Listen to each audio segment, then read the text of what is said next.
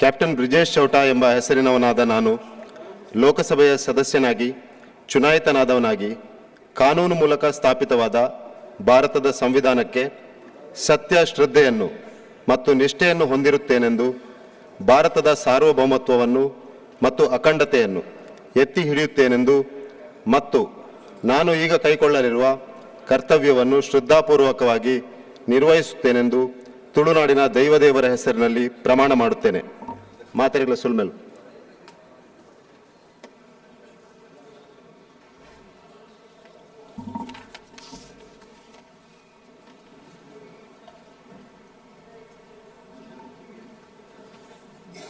Shri Govind माक्थप्पा Karjol.